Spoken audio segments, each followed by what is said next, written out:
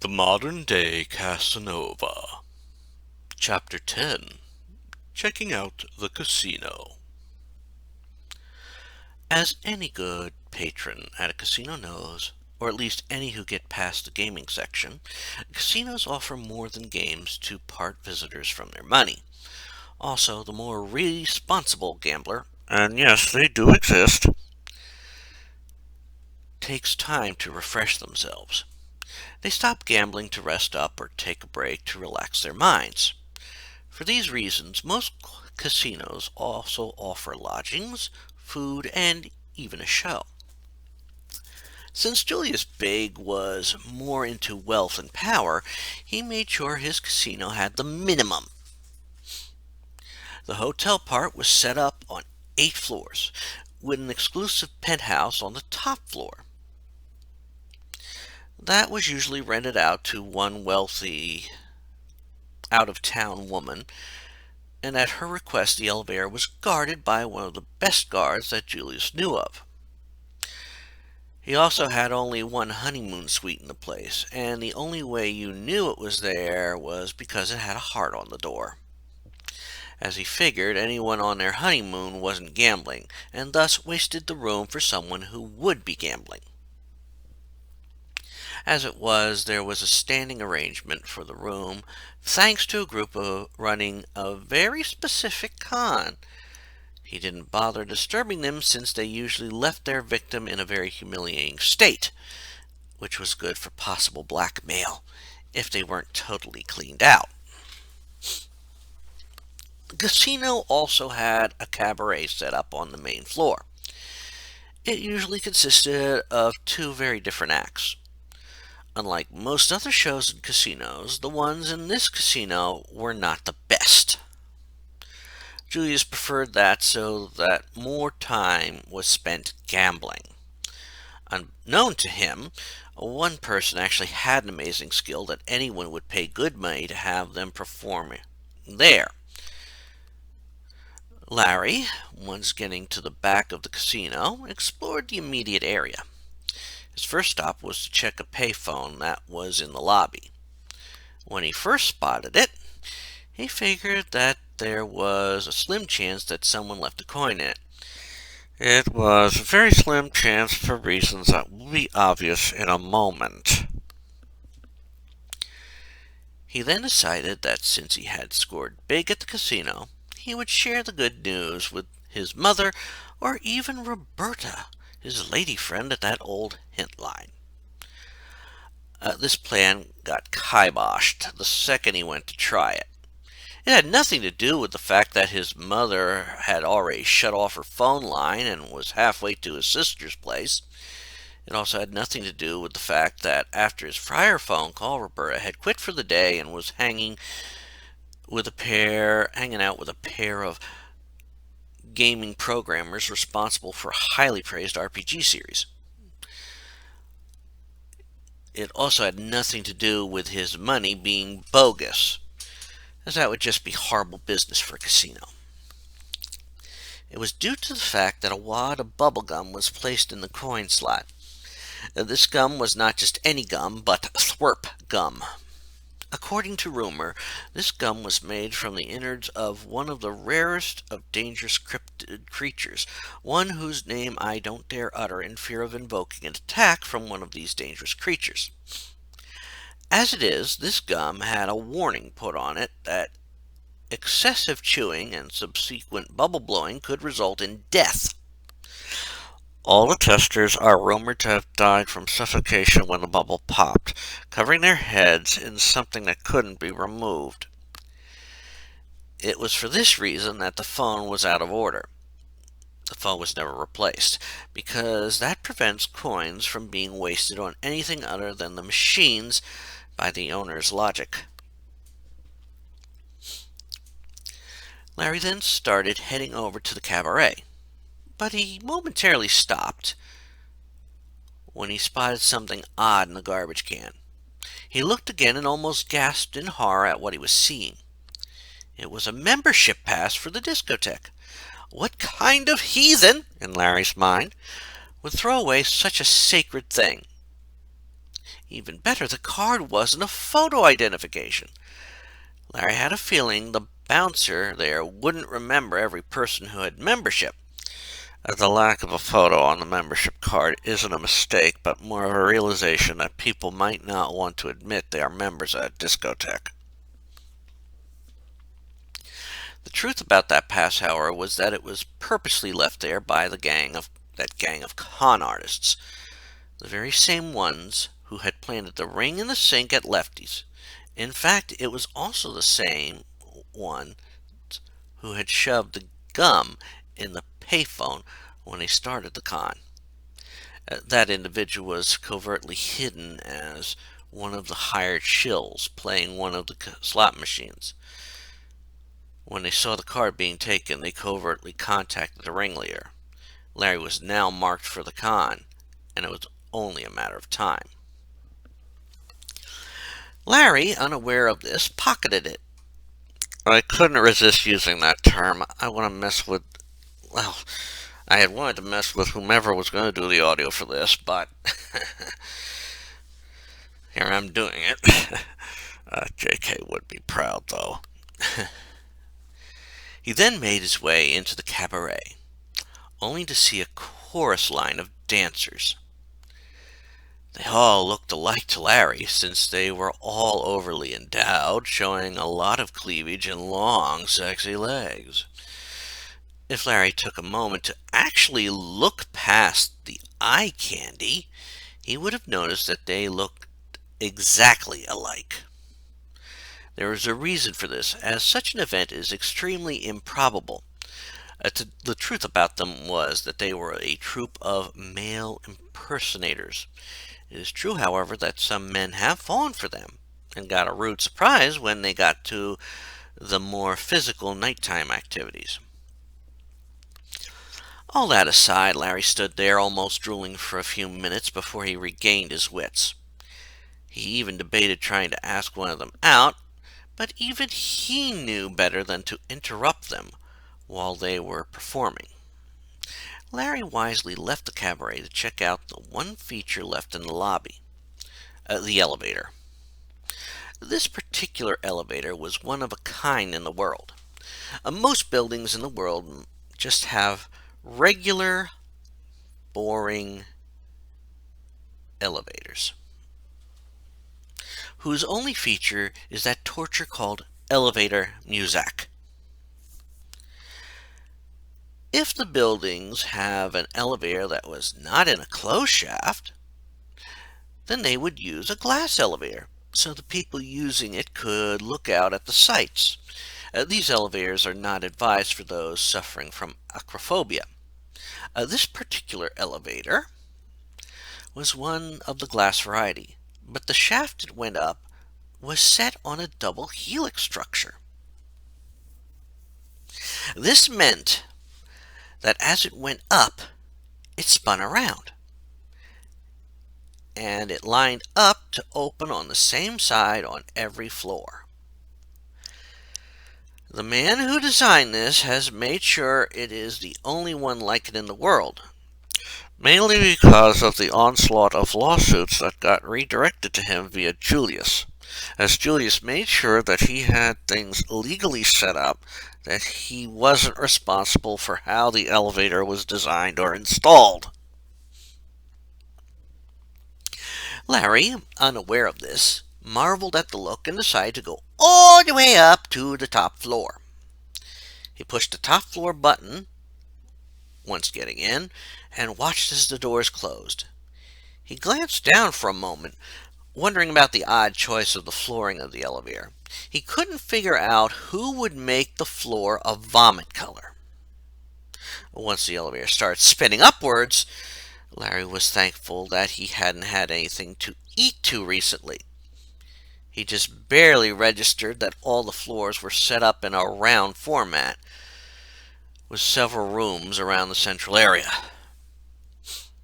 When the elevator stopped at the top floor, Larry staggered out. He closed his eyes for a moment, as the world was barely standing still for him. He also now had a greater appreciation for his mother during those times when he was little and he would twirl around non-stop. He also developed a momentary respect for all those women who would twirl around like that. That respect ended when he thought about the outfits they wore and how tight they appeared to be. Larry, like many men of the era, had developed a crush on Yvonne Craig's Batgirl. He wasn't the only one, since I had seen that campy Batman show many times growing up. Honestly, the episode where they were all made 2D bummed me out until they were restored. Once he recovered, Larry took note of how the floor was laid out. Half the floor was devoted to rooms, while the other half had another elevator, a desk, and one of the best-looking security personnel that Larry had ever seen.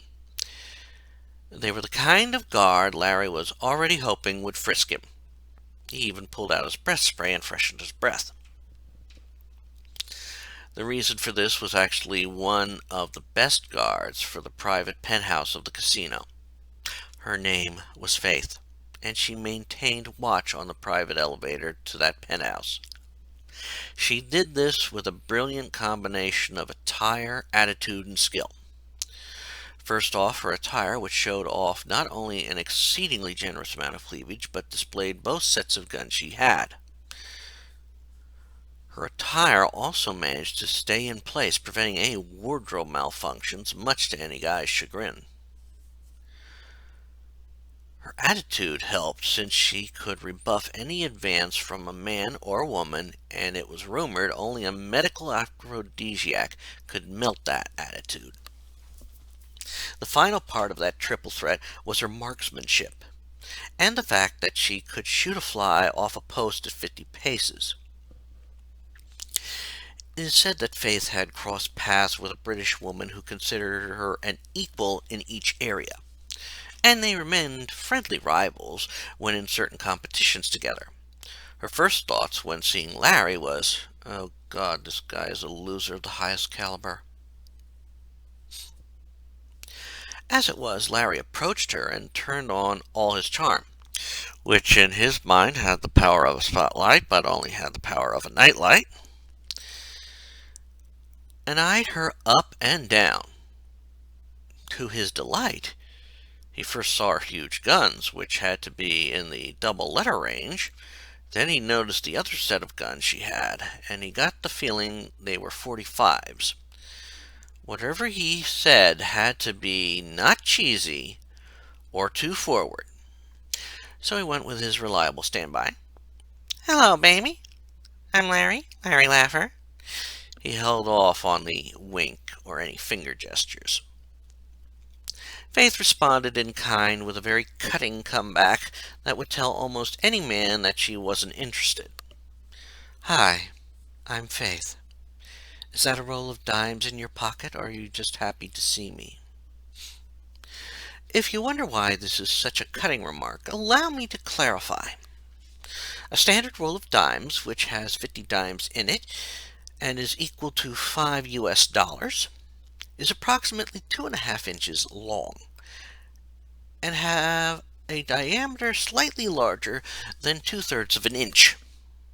They are the smallest coin in U.S. currency, and no man in his right mind wants his manhood described as terms that small.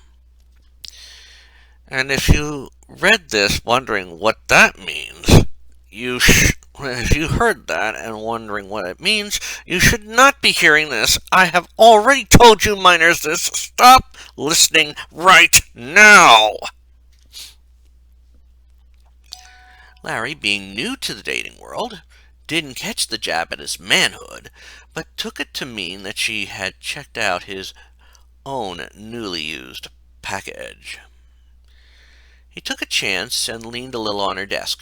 He paused for a moment, considering his next words carefully.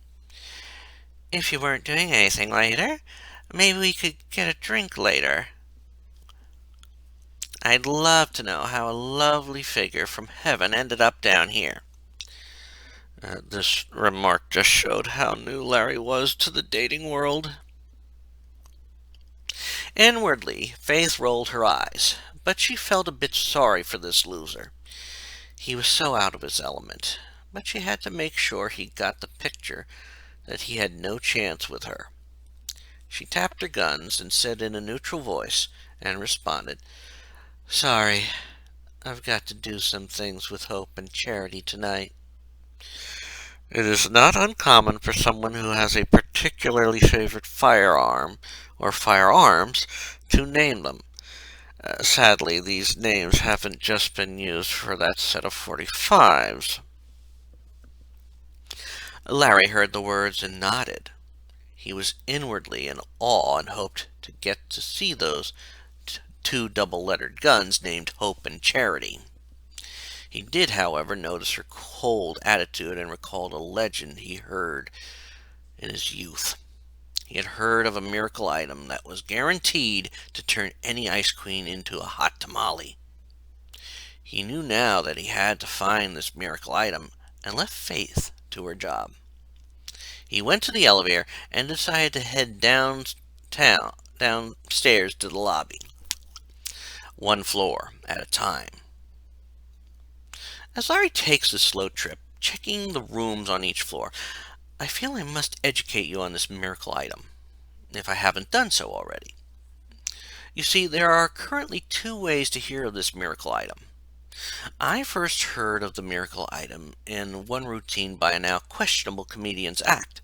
This comedian, whose comedy for the most part is still funny, told the story in the way of the first way to hear about this item. There was a teenage Hispanic boy who would tell other boys about this miracle item, the mythical Spanish fly. It was later found out that this boy went around to various neighborhoods around the world telling this tale. It is currently believed that this boy must have the secret of eternal youth that had been held by people of Asian descent and the late Dick Clark. Now that I have informed you of this, we rejoin Larry in the lobby as he makes his way over to the cabaret again. He was hoping to ask one of those dancing girls, but their act had apparently got finished. When he entered the room, he now saw a comedian performing. It wasn't the same one I mentioned previously, as even when he was performing, he was too big a name for Julius to hire him for shows. This comedian was very lowbrow, and told nothing but very lowbrow jokes. Needless to say, Larry had to watch the man's show, and made his way over to a table with only one chair at it. He sat down, and the room was filled with the sound of flatulence. Larry felt embarrassed for a moment, only to realize that there was a reason the chair he sat on was set up to be the only place to sit. It had on it the Fartmeister 4000 whoopee cushion. This was known as the loudest whoopee cushion in the world, and only 3 were ever produced and sold. This comedian had been one of the purchasers. Larry put this aside and enjoyed the slew of jokes the man told. He laughed, but in the empty room his laughter sounded fake. The only other being in the room was the drummer, who actually had a real talent, and the comedian knew it. He incorporated it as the ending to his act, and kept telling bad joke after bad joke. When there were usually more people in the room, he knew they would slowly leave. Usually the last one left as he told his last joke. Since Larry sat through all the jokes, the comedian knew his comedy act was going to get outshone. The comedian looked back to his drummer, knowing what was coming. The comedian had no real talent, but the drummer was actually blessed with clairvoyance. The drummer had once gone into a casino and made a nice chunk of change before being pegged as a cheater. Since most casinos frown on that and report people like that, he never did again. He did, however, do an amazing mind-reading trick. You see, after the comedian told his last joke, he stated what the drummer was about to do. The drummer then proceeded to announce to everyone in the room, which was only Larry, that Larry had $10,000 in his wallet, as well as a few expired and maxed out credit cards, and the various items that was in Larry's pockets. Larry sat there dumbfounded for a few minutes before he could even think to get up and leave. The fact that Larry's mind could be blown enough to make him stationary for a few minutes should be a sign that he's an easy mark, something he didn't even realize.